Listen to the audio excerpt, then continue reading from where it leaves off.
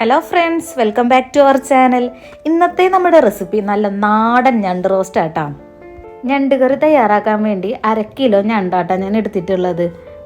ഇനി ഇതിലേക്ക് 1 ടീസ്പൂൺ ഉപ്പും 1/4 ടീസ്പൂൺ മഞ്ഞൾപ്പൊടിയും ചേർത്ത് കൊടുക്കാം.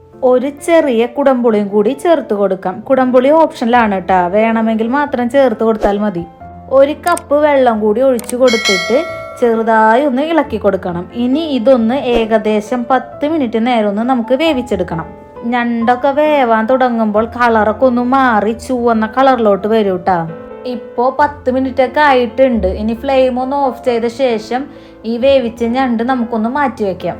ഇനി റോസ്റ്റ് റെഡിയാക്കാൻ വേണ്ടിയിട്ട് മറ്റൊരു ചട്ടി അടുപ്പിലേക്ക് വെച്ച് നന്നായി ചൂടായി വരുമ്പോൾ ഇതിലേക്ക് 4 ടേബിൾ സ്പൂൺ അളവിൽ വെളിച്ചെണ്ണ ഒഴിച്ചു കൊടുക്കാം. എണ്ണ നന്നായി ചൂടായി വരുമ്പോൾ കുറച്ച് കറിവേപ്പില ചേർത്ത് കൊടുക്കാം. ഇനി ഇതിലേക്ക് 2 മീഡിയം സൈസ് സവാള അരിഞ്ഞത് ചേർക്കണം.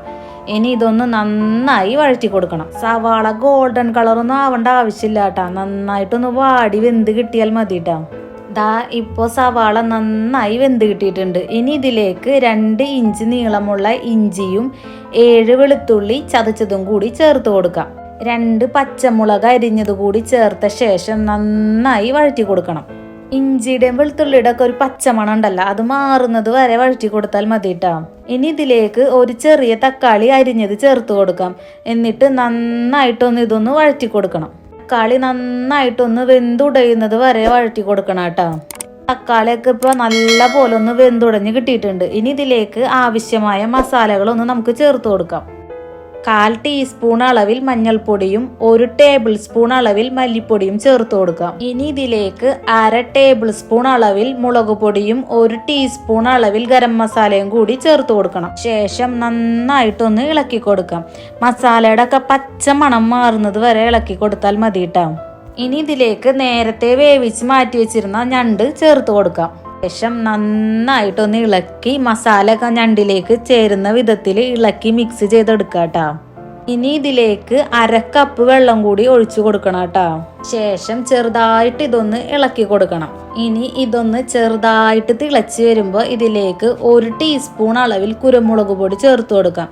കുറച്ച് കറിവേപ്പില കൂടി ചേർത്ത ശേഷം ഇളക്കി മിക്സ് ചെയ്ത് കൊടുക്കണം. ഇനി ഏകദേശം 6 മിനിറ്റ് നേരം ഇതൊന്ന് അടച്ച് വെച്ച് വേവിക്കാം. ഇടയ്ക്ക് തുറന്ന് നോക്കി ഇളക്കി കൊടുക്കാൻ മറക്കരുത് കേട്ടോ, അല്ലെങ്കിൽ അടിയിൽ പിടിച്ചു പോകും. ഇപ്പോൾ ഏകദേശം 6 മിനിറ്റ് ഒക്കെ ആയിട്ടുണ്ട്. ഇനി നമുക്ക് ഇതൊന്ന് തുറന്ന് നോക്കാം. ഇപ്പോൾ നമ്മുടെ ഞണ്ട് റോസ്റ്റ് റെഡിയായി കിട്ടിയിട്ടുണ്ട്. ചോറിനും ചപ്പാത്തിക്കൊക്കെ കൂടെ കഴിക്കാൻ നല്ല അടിപൊളി ടേസ്റ്റി ആയിട്ടുള്ള ഞണ്ട് റോസ്റ്റ് ആട്ടത്.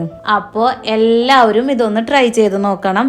പിന്നെ എൻ്റെ ഈ ഞണ്ട് കറി ഇഷ്ടപ്പെട്ട് കഴിഞ്ഞ് കഴിഞ്ഞാൽ എൻ്റെ ചാനലൊന്ന് സബ്സ്ക്രൈബ് ചെയ്ത് സപ്പോർട്ട് ചെയ്യാനും ഷെയർ ചെയ്യാനും മറക്കരുത് കേട്ടോ.